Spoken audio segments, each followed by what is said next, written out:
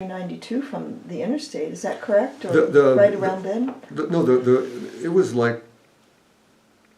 Because their house was in the country, isn't it? Yeah, well, there was the road, when the whole time we were there, in fact, through most of my high school years, the Main Street went out to I-25. That was not a... Oh, it did, even in 66? But there was like 19... A gravel road, not a paved road? No, it was paved. About 1950, somewhere in there, when McNichols was governor, he came down for ribbon cutting that opened up that road. That section, okay. So the interstate. I don't remember when it was. That's been paved for...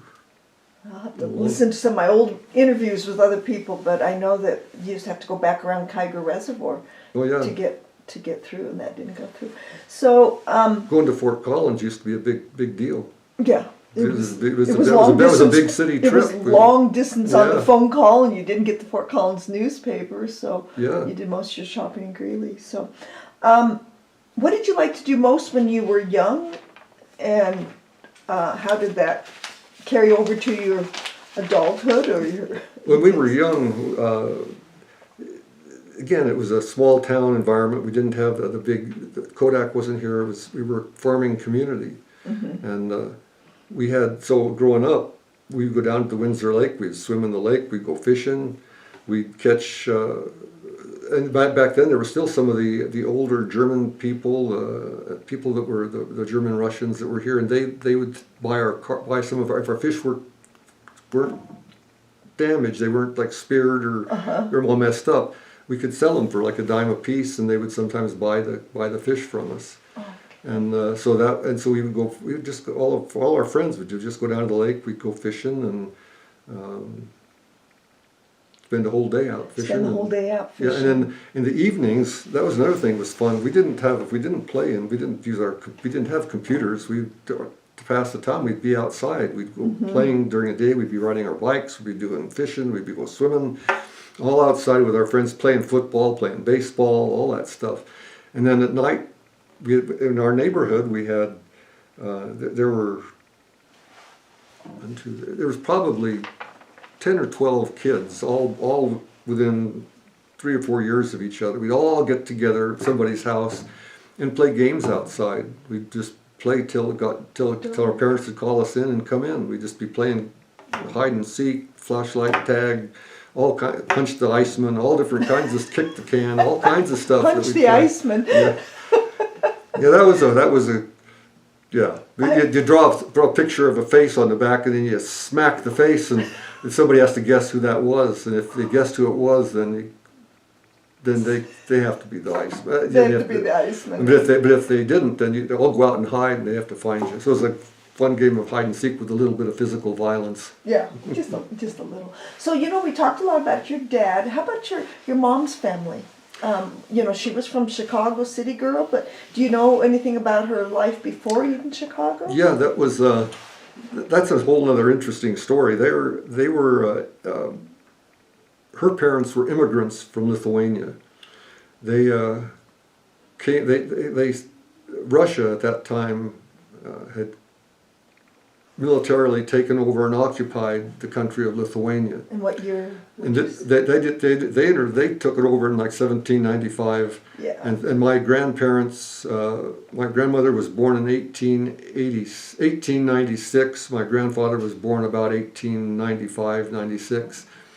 And his name was Joseph. Her name was Mary. And he was born on, supposedly according to family, he was born on December 25th.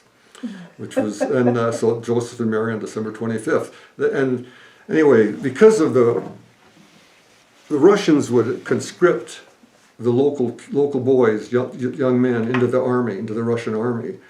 So when you got to be that close to that age, they would leave. A lot of them would leave, emigrate to the United States, come over here, or to England. They'd go somewhere else.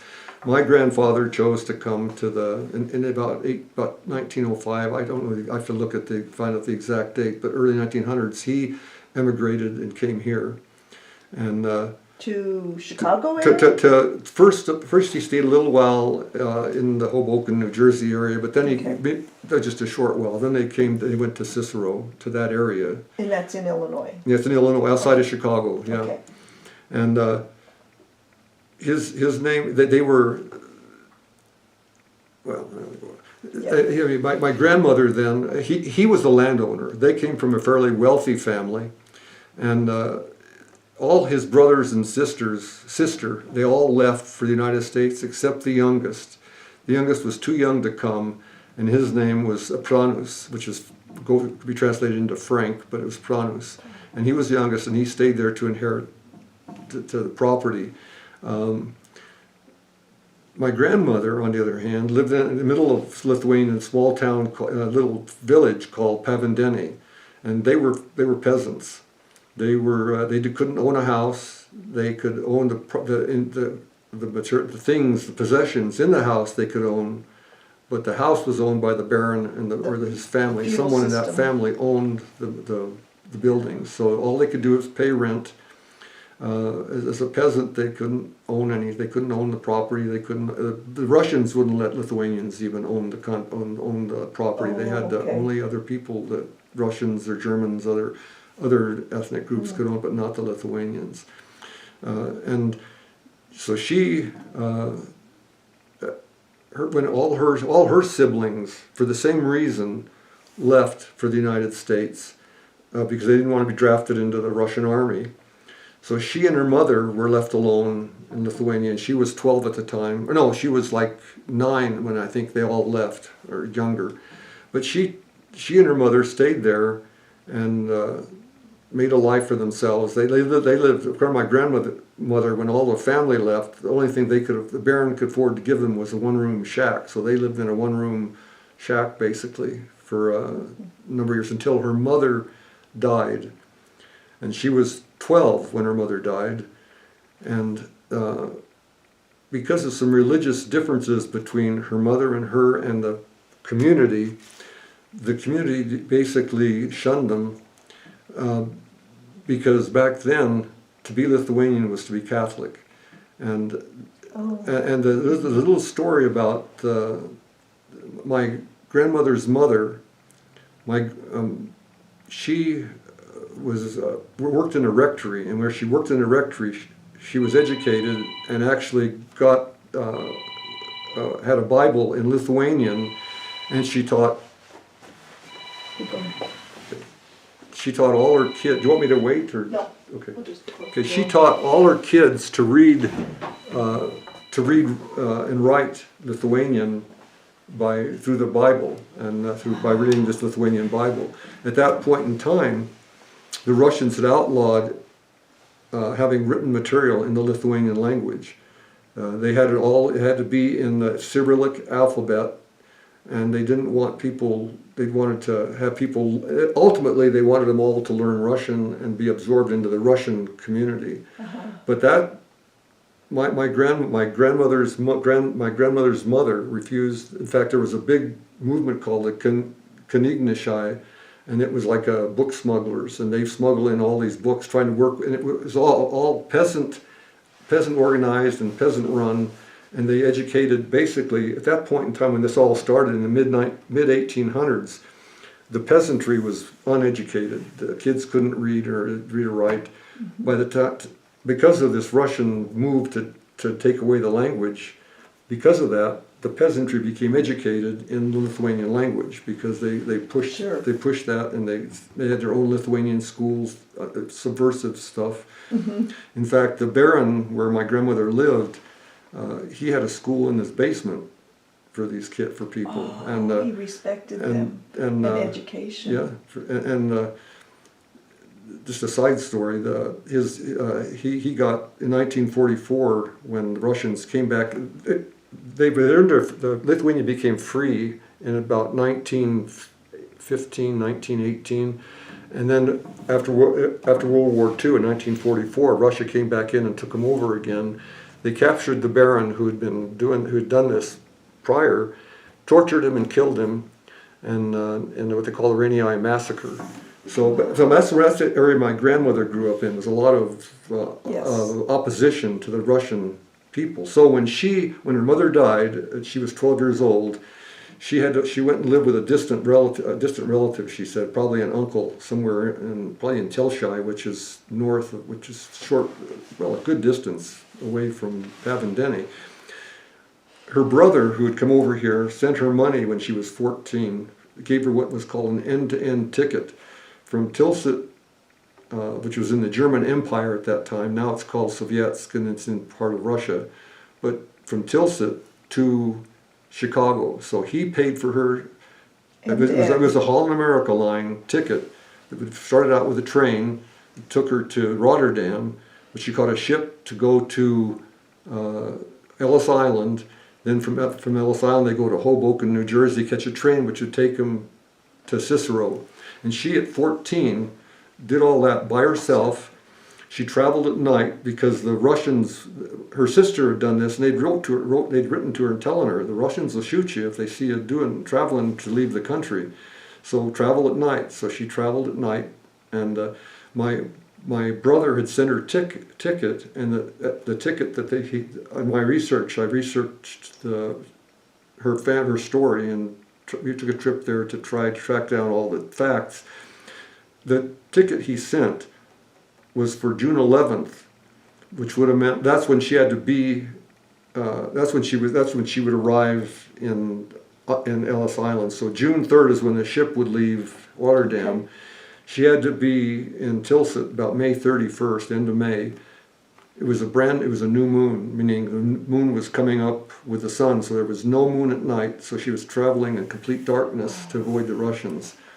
And what year was that? That was 1911. 1911. And was it the Bolsheviks coming in, or what was the change of rule in Russia at that time? Well, all I know it was the Russians. That's what she didn't speak very kindly of what they were doing. Because a lot of the Germans that were living in Russia fled for that reason, but it extended beyond to other places, Lithuania. So then how did we're going to run out of time, so tell me quickly how they met. So I'm sorry, I take too long to get these stories. The battery or the memory card will go, not us. My grandmother got over here, she went to Cicero. She had a boyfriend that developed a boyfriend that was a drunk. She called him a drunk. Mm-hmm. And at that point, Joseph had a girlfriend that was living in the same boarding house where my grandmother was. So he got a place nearby, and to be close to her. Then that relationship ended, and another girl came in that worked in the mines. My grandmother said she was big. She pointed out her muscles, that she was muscular and strong, and she had her eyes set on Joseph, and she was going to marry Joseph. And but that didn't go anywhere. And then the landlady was where my grandmother lived was a matchmaker, so she set up a match, and the match happened to be Mary and Joseph. Aww. And you're here today as a product of that. It's a beautiful story. So before we finish, is there anything that's, I think of the values you learned from your grandparents, and is there anything that you would like to share with those who are listening to the video, or anything that I haven't mentioned? Well, I think I've already... There was my grandparents, my parents. The whole idea was that my mom always said, and what she was told, you bring shame on yourself, you bring shame on the family. And so there was a lot of expectation placed on all of us, on her growing up and on us growing up, that we are civil, we treat people with respect, we obey the rules, obey the laws. And we're part of the community, and we have to live like that.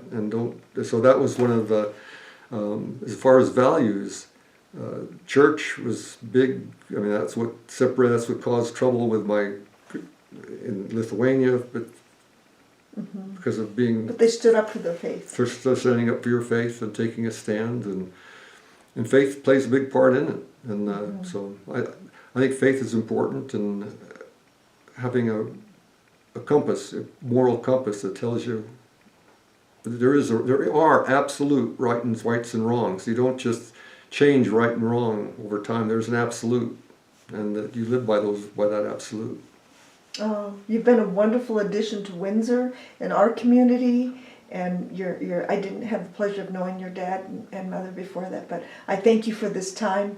And God bless. Well, thank you so much, and sorry I rambled so much, but it was fun. It was a great story. I hope many listen to it.